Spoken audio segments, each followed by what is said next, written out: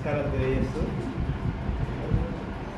ఎన్నికల శంకారంలో భాగంగా ఈరోజు తెలంగాణ రాష్ట్రంలో ఎన్నికలు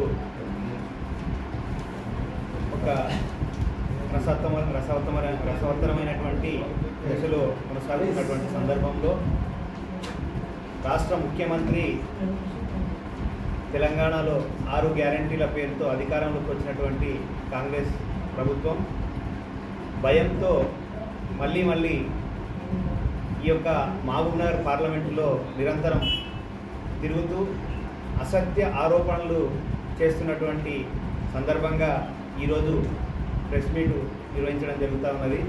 ముఖ్యంగా భారతీయ జనతా పార్టీ ఈరోజు ఒక అబండాను మతతత్వమైనటువంటి రాజకీయ పార్టీగా ముద్ర వేయడానికి నిరంతరం కాంగ్రెస్ జాతీయ పార్టీగా రేవంత్ రెడ్డి ముఖ్యమంత్రి గారు బీజేపీ అంటే బ్రిటిష్ జనతా పార్టీ అని వ్యాఖ్యానించడం జరిగింది. అయ్యా, నీ కాంగ్రెస్ పార్టీని ప్రారంభించింది ఎవరు? ఒకసారి ఆలోచన చేసుకో. నీవు గతంలో కాంగ్రెస్ వాది కావు. గతంలో టీఆర్ఎస్ నుంచి జెడ్పీటీసీగా, తెలుగుదేశం పార్టీ నుంచి ఎమ్మెల్యేగా గెలిచి వలసపక్షిగా వచ్చి ఈరోజు కాంగ్రెస్ పార్టీలో చేరి అదృష్టవశాత్తు ముఖ్యమంత్రిగా అయినటువంటి వ్యక్తి నీవు. ప్రపంచంలోనే అత్యధిక సభ్యత్వం ఉన్నటువంటి 20 లక్షల సభ్యత్వం ఉన్నటువంటి ఏకైక 20 కోట్ల సభ్యత్వం ఉన్నటువంటి భారత హక్కులు మాట్లాడుతూ ఉన్నాం. నిజంగా అభివృద్ధి మాత్రం ఒకవైపు, గ్యారంటీల పేరుతో మోసం చేసే ప్రభుత్వం ఒకవైపు. అభివృద్ధి అంటేనే ఇది ప్రపంచ నివేదిక ఇచ్చినటువంటి ఈ భారతదేశంలో 25 కోట్ల మంది బిలో పవర్టీ నుంచి, బీదరికం నుంచి బయటపడ్డటువంటి దేశంగా ఈరోజు ప్రపంచంలోనే పేరెనికటువంటి దేశంగా భారతదేశం వెలుగొందుతూ ఉన్నది.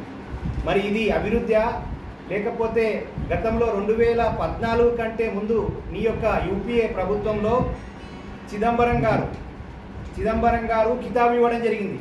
11వ స్థానంలో ఆర్థిక వ్యవస్థను 5వ స్థానానికి 10 సంవత్సరాలలో మోడీ గారి యొక్క సుపరిపాలన, స్వపరిపాలన, సబ్కా సాత్ సబ్కా వికాస్ అనేటటువంటి నినాదంతో ఈరోజు ఏదైతే అభివృద్ధి మంత్రంతో ప్రారంభించినటువంటి ఫలాలు చివరి వ్యక్తి దాకా అందేటటువంటి సంకల్పంతో పనిచేస్తున్నటువంటి శ్యామ్ ప్రసాద్ ముఖర్జీ, దీన్ దయాళ్ ఉపాధ్యాయ, అటల్ బిహారీ వాజ్పేయి గారి యొక్క భావాలకు పేరెన్నికగా నిగినటువంటి మన్నన పొందినటువంటి ముఖ్యమంత్రిగా 10 సంవత్సరాలు ప్రధానమంత్రిగా కడు బీదవానికి ప్రపంచంలోనే అత్యధిక జనాభా కలిగినటువంటి దేశాలలో ఒక భారతదేశంలో 80 కోట్ల మందికి కరోనా వచ్చిన తర్వాత 80 కోట్ల మందికి ఉచిత రేషన్ బియ్యం ఇచ్చినటువంటి ఏకైక దేశం భారతదేశం. ఇది అభివృద్ధి లేకపోతే తిరోగమనం? ఒకసారి ఆలోచన చేయాలి ముఖ్యమంత్రి గారు. 2 ఉచిత బస్సు మాత్రమే ఇచ్చి 5 గ్యారంటీలను తుంగలో దొక్కినటువంటి వ్యక్తివి. 120 రోజులు కాలయాపన అయిపోయింది. నీకు ఎన్నికల తర్వాత, ఈ రిజల్ట్స్ తర్వాత నీ యొక్క చరిత్ర బయటపడుతుంది. అంతేకాకుండా కొంతమంది కుహాన లౌకికవాదులు, కమ్యూనిస్టులు, అదేవిధంగా కాంగ్రెస్ వాదులు, భారతీయ జనతా పార్టీ, అదేవిధంగా టీఆర్ఎస్ కాంగ్రెస్ ఒకటే అని చెప్పేసి మాట్లాడుతూ ఉన్నారు. ఈరోజు సామాజికంగా, ఆర్థికంగా మహిళల యొక్క అభ్యున్నతి కొరకు 33% రిజర్వేషన్ తీసుకొచ్చినటువంటి పార్టీ పార్లమెంట్లో ఏకైక పార్టీ భారతీయ జనతా పార్టీ. మహిళలు ఏదైతే బీజేపీ మతతత్వానికి మచ్చుతును కానిటటువంటి వారికి ఇది చెంపపెట్టు. అవునా కాదా ఒకసారి ప్రజలు ఆలోచన చేయాలని చెప్పేసి నేను కోరుతా ఉన్నా. అంతేకాకుండా ఈ యొక్క కాంగ్రెస్ పార్టీకి ఆత్మ లాంటి వాడు శ్యామ్ పిట్రోడా యొక్క, అదేవిధంగా రాహుల్ గాంధీకి విదేశీ ఆర్థిక వ్యవస్థ లోపల విదేశీ భావజాలాలని ఈ భారతదేశంపై చొప్పించడానికి ప్రయత్నం చేస్తున్నటువంటి వ్యక్తి. విదేశీ అమెరికాలో కానీ లండన్లో కానీ ఉన్నటువంటి ఆర్థిక వ్యవస్థలో 100% ఏదైతే రాబడి ఉంటే 55% ఒక వ్యక్తి ఆ కుటుంబ యజమాని చనిపోయిన తర్వాత 55% ఆ ప్రజలకు ఆ దేశానికి వర్తించేటటువంటి చట్టాలను ఈ దేశంలో తీసుకురావడానికి ప్రయత్నిస్తున్నటువంటి ఈ యొక్క ఆత్మ శ్యామ్ పిట్రోడా మాట్లాడడం జరిగింది. దానిపై ఈ దేశంలో ఉన్నటువంటి కాంగ్రెస్ మేధావులు కానీ కుహాన లౌకికవాదులు కానీ ఎవరు కూడా నోరు విప్పడం లేదు. ఎందుకు అని నేను అడుగుతా ఉన్నా. అదేవిధంగా కుల గణన విషయం లోపల అందరికి కూడా ఆర్థిక రిజర్వేషన్ ఇస్తా అని చెప్తా ఉన్నావు. గతంలో ఏదైతే మండల్ కమిషన్ పేరు మీద ఈ దేశాన్ని అగ్నిగుండంగా మార్చినటువంటి ఈ కాంగ్రెస్ పార్టీ మీ యొక్క కుహాన లౌకిక విధానంతో మళ్ళీ ఈ కులగణన పేరుతో కులాల మధ్య చిచ్చు పెట్టడానికి ప్రయత్నం చేస్తూ ఉన్నారు. నిజంగా చెప్పాలంటే డబ్బులు లేనటువంటి వాడు దోసుకో అనే విధంగా ఈరోజు రెచ్చగొడతా ఉన్నాడు ఈ రాహుల్ గాంధీ. ఇది అవునా కాదా అని నేను అడుగుతా ఉన్నా. అంతేకాకుండా కాంగ్రెస్లో ఉన్నటువంటి ఇందిరాగాంధీ కానీ అదేవిధంగా రాజీవ్ గాంధీ కానీ రాహుల్ గాంధీ కానీ బాబర్ సమాధిని సందర్శించినటువంటి వ్యక్తులు ఈ దేశంలో ఉన్నటువంటి పురాతనమైనటువంటి దేవాలయంలో సోమనాథ్ దేవాలయం కానీ మొన్న భవ్యమైన దివ్యమైన రామమందిర నిర్మాణ ప్రతిష్టాపనలో పాల్గొన్నటువంటి ఈ కాంగ్రెస్ పార్టీ ఈ హిందూ ధర్మంపై విషం కక్కుతున్నది వాస్తవమా కాదా ఒకసారి ఆలోచన చేయాలని చెప్పేసి నేను కోరుతా ఉన్నా. అంతేకాకుండా మయన్మార్ ముస్లింలు ఏదైతే ఈ దేశంలో అరాచకీయంగా రిజర్వేషన్ పేరు మీద కానీ లేకపోతే వాళ్ళు సృష్టిస్తున్నటువంటి ఆ ముస్లింలకు వంత పాడుతున్నది కాంగ్రెస్ పార్టీ. ఈ దేశంలో ఉన్నటువంటి పసుమంద ముస్లింలు వాస్తవంగా హైదరాబాదు మహానగరంలో ఈరోజు జరుగుతున్నటువంటి ధర్మయుద్ధంలో ఓవైసీ దాదాపు 6 లక్షల ఓట్లను ఏదైతే వాళ్ళను ముస్లిం సమాజాన్ని కడు బీదరికంలో పంచర్ షాపులు కానీ కిల్లి కొట్టులు కానీ ఛాయ్ డబ్బాలు కానీ నిర్వహించేటటువంటి ఆర్థిక పరిస్థితి ఘోరాతి ఘోరంగా ఉన్నది. అవన్నీ కూడా ఈరోజు జడ్ కేటగిరీ యొక్క దీన్ని తీసుకొని మా యొక్క పోటీ చేస్తున్నటువంటి ఆ గల్లీలో మాధవీలత గారు తిరుగుతూ ఉంటే వారి యొక్క ఆర్థిక వ్యవస్థ చిన్నాభిన్నమై వాళ్ళ బతుకులని చితికిపోయి వాళ్ళు కంట్ల తడిపెట్టేటటువంటి పరిస్థితి ఈరోజు హైదరాబాదు మహానగరంలో ఉంది. కాబట్టి ఇదంతా కూడా మభ్యపెట్టి ఈ రాష్ట్రాన్ని మతం పేరు మీద విడగొట్టి ఓటు సంపాదించాలని చెప్పేసి ప్రయత్నం చేస్తూ ఉన్నది ఈ కాంగ్రెస్ పార్టీ. అంతేకాకుండా నేను అడుగుతా ఉన్నా 1960లో 1970లో ఆర్థిక వ్యవస్థలో ఈరోజు ప్రపంచంలోనే భారతదేశం 5వ స్థానంలో ఎగబాగినటువంటి భారతదేశాన్ని 18% డిపాజిట్లు ఈ దేశంలో ధనవంతులు ఎవరైతే 18% డిపాజిట్ చేయాలని చెప్పేసి ఆ రోజు ఒక ఎక్సైజ్ డ్యూటీని విధించడం జరిగింది. ఏ విధంగా మారుస్తూ ఉన్నారో ఒకసారి ఆలోచన చేయాలి కాంగ్రెస్ వాళ్ళు. అదే ఇందిరాగాంధీ గారు చనిపోయిన తర్వాత వీలునామాలో తన యొక్క మనమరాలైనటువంటి రాబర్ట్ వాద్రా ప్రియాంక గాంధీ కానీ అదేవిధంగా రాహుల్ గాంధీ పేరు మీద ఉన్నటువంటి ఆస్తులను విడగొట్టడానికి 21 లక్షల కోట్లపై ఎక్సైజ్ డ్యూటీని 1980లో రద్దు చేసినటువంటి రాహుల్ గాంధీకి ఇవన్నీ కనబడడం లేదు. ఈ దేశ ఆర్థిక వ్యవస్థలో ఉన్నటువంటి లొసుగులన్నీ తాము ఈ దేశాన్ని మళ్ళీ తాకట్టు పెట్టాలి అమెరికాకు అని ప్రయత్నం చేసే పార్టీ కాంగ్రెస్ పార్టీ. స్వదేశీ అభిమానంతో మేడ్ ఇన్ ఇండియా పేరుతో ఏదైతే ఆ రోజు శ్యామ్ ప్రసాద్ ముఖర్జీ కలలు కన్నటువంటి కలలను సాకారం చేస్తూ ఈ దేశాన్ని 4 విభాగాలుగా విభజించి రైతులు 2014లో ఇదే యూపీఏ ప్రభుత్వంలో నారాయణపేట బజార్లో కానీ మహబూబ్ నగర్ బజార్లో కానీ ఒక యూరియా సంచి కొరకు చెప్పులు పెట్టి యూరియా డిఏపి సంచుల కొరకు లైన్లలో నిలబడేటటువంటి పరిస్థితి ఉండేది. కానీ ఈరోజు ఆ యొక్క పరిస్థితిని అంతా రూపుమాపి విరివిగా ఈ దేశంలో ప్రతి గ్రామంలో కేంద్ర ప్రభుత్వం ద్వారా విక్రయించేటటువంటి నీమ్ యూరియాను విరివిగా 218 రూపాయలకే విక్రయించేటటువంటి విధానాన్ని స్వదేశీ యూరియాను తయారు చేసేటటువంటి విధానాన్ని తీసుకొచ్చినటువంటి ఘనత నరేంద్ర మోడీ గారిది. ఇది అభివృద్ధి లేకపోతే తిరోగమనం ఒకసారి ఆలోచన చేయాలి. అంతేకాకుండా మా యొక్క అభ్యర్థి గురించి చాలా విచిత్రమైనటువంటి అసభ్యకరమైనటువంటి పదజాలను ముఖ్యమంత్రి గారు విమర్శిస్తూ ఉన్నారు. నా స్థాయి కాదు, ఎందుకంటే సంస్కారం ఉండాలి మనం ఏదైనా మాట్లాడేటప్పుడు. ఎందుకంటే ఒక ముఖ్యమంత్రి స్థాయిలో గతంలో నీవు అధికారంలోకి రాకముందు ఏ భాష మాట్లాడినా అది వింపుగా ఉంటుంది. కానీ అధికారం వచ్చిన తర్వాత ఒక బాధ్యతాయుతమైనటువంటి వ్యక్తిగా ముఖ్యమంత్రిగా భాషను మార్చుకోవాల్సినటువంటి పరిస్థితి ఉండే. కానీ గతంలో ఉన్న ముఖ్యమంత్రి కేసీఆర్ గారు కూడా అటువంటి భాషనే మాట్లాడి ప్రజలు ఇంటికి సాగనంపడం జరిగింది. అయ్యా నీవు ఆ భాషను కానీ మార్చుకోకపోతే నిన్ను కూడా కేసీఆర్కు పట్టినటువంటి గతే పడుతుందని నేను హెచ్చరిస్తా ఉన్నా. ఎందుకంటే భాష ఎందుకంటే అధికారంలో ఉన్నటువంటి ముఖ్యమంత్రి స్థాయిలో ఉన్నటువంటి వ్యక్తివి కాబట్టి భాషలో మార్పు రావాల్సినటువంటి అవసరం ఉందని చెప్పేసి నేను విన్నవిస్తా ఉన్నా. మా యొక్క అభ్యర్థి ముఖ్యంగా నారాయణపేట, మక్తల్, షాద్నగర్, కొడంగల్, దేవరకద్ర మున్సిపాలిటీల అభివృద్ధి కొరకు కృషి చేయడం జరుగుతూ ఉంది. ఒకవేళ ఈ యొక్క పార్లమెంటు అభ్యర్థిగా డీకే అరుణ గారు గెలిచినట్లయితే ముఖ్యంగా వికారాబాద్ కృష్ణ రైల్వే స్టేషన్ యొక్క ఏదైతే సర్వే రైల్వే లైన్ను వెంటనే అత్యధిక నిధులు కేటాయించి ఈ రైల్వే లైన్ పూర్తి చేయుటకు ఆమె పూర్తి సహకారాన్ని అందించడానికి ఒక మేనిఫెస్టోను కూడా ఆమె విడుదల చేయడం జరిగింది. పేటలో తయారు చేనేత చీరలకు అదేవిధంగా ఈరోజు పెయింటెడ్ హక్కు ఉంది.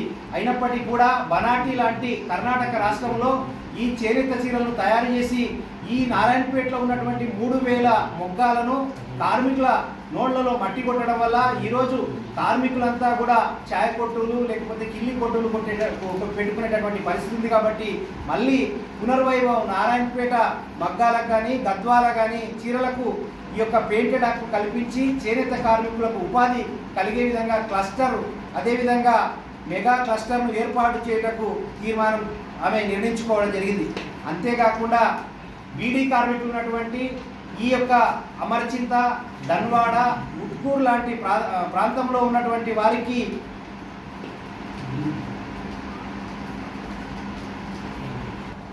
ఈఎస్ఐ ఆసుపత్రి నెలకొల్పట కొరకు ఒక కేంద్ర ప్రభుత్వంతో వెంటనే పార్లమెంటు అభ్యర్థిగా ఎన్నికైన వెంటనే ఈఎస్ఐ హాస్పిటల్ నెలకొల్పుటకు వారి యొక్క హక్కులను రక్షించే విధంగా వాళ్ళు ప్రయత్నం చేస్తామని చెప్పేసి కూడా ప్రయత్నం చేయడం జరుగుతూ ఉన్నది. అంతేకాకుండా నేను ముఖ్యంగా ఏదైతే ఈ దేశంలో ఉన్నటువంటి అభివృద్ధి విషయంలో మా యొక్క పార్లమెంటు అభ్యర్థి అరుణ గారి విషయంలో 3 సార్లు ఎమ్మెల్యేగా అదేవిధంగా మంత్రిగా పనిచేసి పార్టీలకు అతీతంగా వారు అన్ని పార్టీల వారికి ఎవరు పోయినా తనకు చేతనైనటువంటి సహాయ సహకారాలను అందించి పనిచేసినటువంటి వ్యక్తిగా గుర్తింపు ఉన్నటువంటి వ్యక్తి. ఈ 3 అభ్యర్థులు ఎవరైతే ఇప్పుడు పోటీలో ఉన్నటువంటి వ్యక్తులు ఎవరైతే ఉన్నారో బీఆర్ఎస్ అభ్యర్థి గత 5 సంవత్సరాలుగా ఎంపీ గెలిచిన తర్వాత ఏ రోజు కూడా ఈ యొక్క పార్లమెంటు నియోజకవర్గంలో ఏనాడు పర్యటించి ప్రజా సమస్యలమై అడిగినటువంటి వ్యక్తి కాదు, ప్రజా సమస్యలు తెలుసుకున్నటువంటి వ్యక్తి కూడా కాదు.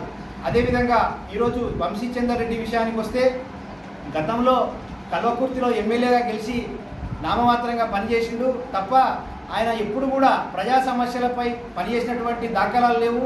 అదేవిధంగా రాజకీయ కుటుంబం కూడా అరుణ గారిది గతంలో గద్వాలలో కానీ ఈ విధంగా ధన్వాడ నుంచి పుట్టినింటి నుంచి కూడా రాజకీయ అనుభవం ఉన్నటువంటి వ్యక్తి కాబట్టి మంత్రిగా పనిచేసినటువంటి అనుభవం వారికి పూర్తి ఉంది. కాబట్టి దయచేసి ఈ పార్లమెంటు మావునార్ పార్లమెంటు ఉమ్మడి పార్లమెంటు జిల్లాలో ఉన్నటువంటి నారాయణపేట, మక్తల్, ముఖ్యంగా నారాయణపేట, మక్తలు, కొడంగల్లో మీ ప్రచారానికి వెళ్ళినప్పుడు తాండాల్లో ఉన్నటువంటి వ్యక్తులు కూడా బావాజీ జాతరకు 40 ఆటోల్లో వస్తున్నటువంటి ఎస్టీ మహిళలు ఈరోజు స్వచ్ఛందంగా వాళ్ళు ఆటోలు ఆపి మేము మోడీ గారికి ఓటేస్తాం. ఎందుకంటే గిరిజన యూనివర్సిటీ కొరకు కూడా డబ్బులు ఇచ్చినటువంటి పార్టీ భారతీయ జనతా పార్టీ. కాబట్టి గిరిజన అభివృద్ధి కొరకు ఒక గిరిజన మహిళను రాష్ట్రపతిగా చేసినటువంటి పార్టీ భారతీయ జనతా పార్టీ. కాబట్టి గిరిజనుల యొక్క మనసును చూరగొన్నటువంటి పార్టీ భారతీయ జనతా పార్టీ. కాబట్టి ఎక్కడ పోయినా కూడా మక్తల్, నారాయణపేట, కొడంగల్ నా జిల్లాలో ఉన్నటువంటి నారాయణపేట జిల్లాలో ఉన్నటువంటి 3 నియోజకవర్గాల్లో బ్రహ్మాండమైనటువంటి మెజార్టీ వచ్చేటటువంటి అవకాశం ఉంది. కాబట్టి మిత్రులతో, పత్రికా మిత్రులతో, ఎలక్ట్రానిక్ మీడియా, ప్రింట్ మీడియా వారితో నేను కోరేది ఒకటే, సబ్కా సాత్ సబ్కా వికాస్ అనేటటువంటి మంత్రంతో మాత్రమే మోడీ గారు పనిచేస్తున్నారు. ఎక్కడ కూడా మేము మతపరమైనటువంటి రిజర్వేషన్లకు మాత్రమే భారతీయ జనతా పార్టీ వ్యతిరేకం. కాకపోతే మేము మిగతా వారికి కాదు, భారతీయ జనతా పార్టీ దళితులకు అదేవిధంగా గిరిజనులకు ఓబీసీల కొరకు 26 మంది మంత్రులను కేంద్ర ప్రభుత్వంలో మొట్టమొదటిసారిగా భారతీయ జనతా పార్టీ ప్రభుత్వంలో పనిచేస్తూ ఉన్నారు. అంతేకాకుండా 9 మంది దళితులు ఈరోజు కేంద్ర ప్రభుత్వంలో మంత్రులుగా ఉన్నారు. కాబట్టి ఒక ఎస్సీ రాష్ట్రపతిని కూడా చేసినటువంటి పార్టీ భారతీయ జనతా పార్టీ. ఏ వర్గానికి కూడా తీసిపోకుండా ఈ దేశంలో సబ్కా సాత్ సబ్కా వికాస్ యువకుల కొరకు make in India made in India పేరు మీద నిజంగా ఒక పోలియో ఇంజెక్షన్ కొరకు 70 సంవత్సరాలు స్వాతంత్రం వచ్చిన తర్వాత విదేశీ యొక్క మందుల తయారీ మీద ఆధారపడ్డటువంటి భారతదేశం 2019లో కరోనా రోగం వస్తే దాదాపు 6 నెలల్లో కోవిడ్ ఇంజెక్షన్కు స్వదేశీ పరిజ్ఞానంతో స్వదేశీ ఇంజెక్షన్లను తయారు చేసి మతం లేకుండా కులం లేకుండా 100 దేశాలకు ఉచితంగా ఉత్పత్తి చేసినటువంటి ఏకైక దేశం భారతదేశం. కాబట్టి ఇది అభివృద్ధి లేకపోతేనంటే మతపరంగా పరిపాలిస్తున్నటువంటి పార్టీ భారతీయ జనతా పార్టీ. ఇంకొకటి ముస్లింలకు అభద్రతా భావాన్ని కలగజేస్తూ ఉన్నారు. గతంలో కూడా గుజరాత్ ముఖ్యమంత్రిగా గోద్రా అల్లర్లను పూచిగా చూపి ఒకవేళ ప్రధానమంత్రి నరేంద్ర మోడీ అయితే ఈ దేశంలో తావులేదని చెప్పేసి భయభ్రాంతులకు గురి చేశారు. అయ్యా 10 సంవత్సరాలు మోడీ గారు పరిపాలన చేశారు. ఇప్పటి వరకు ఎక్కడ కూడా గోకుల్ చాట్లో బాంబు వెళ్ళలేదు. నారిమన్ హౌస్ బాంబే లాంటి మహానగరంలో బాంబు దాడులు లేవు. ఢిల్లీ పార్లమెంటులో బాంబు దాడులు లేవు. ఎక్కడ బాంబు దాడులు లేనటువంటి పరిపాలన కొనసాగుతున్నటువంటి వ్యక్తి నరేంద్ర మోడీ గారు. కానీ వీళ్ళు ముస్లింలకు ఏదైతే మయన్మార్ లాంటి లక్షద్వీపు మనకు పనికిరాదు గడ్డి మొలవని భూమి 370 ఆర్టికల్ ద్వారా ఈరోజు కాశ్మీర్ భూభాగాన్ని మొత్తము భారతదేశం యొక్క అధీనంలోకి తీసుకున్నటువంటి వ్యక్తి నరేంద్ర మోడీ గారు. ఆ భూమిని పనికిరాని భూమి పాకిస్తాన్ గిఫ్ట్గా ఇస్తామనేటటువంటి కాంగ్రెస్ వాళ్ళు వీళ్ళు నాయకులు కాదు, వీళ్ళు అభివృద్ధి కాదు.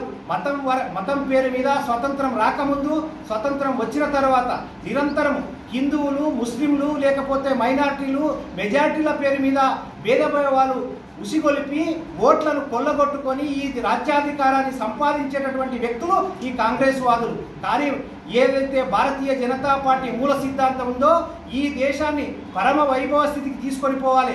ప్రపంచంలో ఉన్నటువంటి ఏకైక దేశం 200 దేశాలలో ఏకైక దేశం హిందూ దేశం. ఈ హిందూ దేశాన్ని పరమ వైభవ స్థితికి తీసుకుపోవాలనేటటువంటి మూల సిద్ధాంతం ఏదైతుందో దాని లక్ష్యంగా మాత్రమే మోడీ గారు పనిచేస్తూ ఉన్నారు. ఒకవేళ మేము రేపు వచ్చేటటువంటి ఎన్నికల్లో ఒకవేళ మేము బ్రహ్మాండమైనటువంటి 400 పై చిలుకు సీట్లను తప్పకుండా సాధించినట్లయితే ఈ దేశాన్ని హిందూ దేశంగా మారుస్తామనేటటువంటి వాదం కరెక్టు. ఇది హిందువుల దేశం, ప్రపంచంలోనే ఏకైక దేశం హిందూ దేశం. హిందూ దేశం అంటే ఈ కాంగ్రెస్ వాళ్ళకి ఎందుకంత ఉలుకు, ఎందుకంత భయం? ఎందుకంటే ఈరోజు అమెరికా ఉంది, క్రిస్టియన్స్ ఎక్కువ ఉన్నారు. అదేవిధంగా న్యూజిలాండ్ ఉంది, అక్కడ క్రిస్టియన్స్ ఉన్నారు. జపాన్ ఉంది, జర్మనీ ఉంది. ఈ దేశంలో ఉన్నటువంటి వాళ్ళంతా కూడా హిందువులు ఒకవైపు ముస్లింలు ఒకవైపు వాళ్ళ రాజ్యాధికారం కొరకు కొట్లాడేటప్పుడు మెజారిటీ 100 పై చిలుకు కోట్ల ప్రజలు జీవిస్తున్నటువంటి ఈ భారతదేశం హిందూ దేశంగా మారుస్తే తప్పు ఏందుంది అని చెప్పేసి పనిచేస్తున్నటువంటి party Bharatiya Janata party. Agenda ఒకటే, సబ్కా సాత్ సబ్కా వికాస్. ఈ ప్రపంచంలోనే ఈ దేశాన్ని హిందూ దేశంగా పరమ వైభవ స్థితిలో నిలబెట్టాలనేటువంటి లక్ష్యంతో మాత్రమే మా యొక్క మోడీ గారు పనిచేస్తారు. కాబట్టి వారికి ఈ 400 సీట్లలో ఈ యొక్క పాలమూరు యొక్క అభ్యర్థిగా నరేంద్ర మోడీ యొక్క మంత్రివర్గంలో కూడా అరుణక్క గారిని ఒక మంత్రిగా ఒకవేళ గెలిచినట్లయితే మహిళా మంత్రిగా వచ్చినట్లయితే మొత్తం ఈ పార్లమెంట్ అభివృద్ధి జరిగేటటువంటి అవకాశం ఉంటుంది. ఎందుకంటే ఈ పార్లమెంట్ పూర్తి అవగాహన ఉన్నటువంటి వ్యక్తి కాబట్టి దయచేసి ఈ పార్లమెంట్లో ఉన్నటువంటి ప్రతి ఓటర్ తోటి నన్ను సవినయంగా చేతులెత్తి నమస్కరిస్తూ నేను వాళ్ళని వేరుకుంటా ఉన్నాను.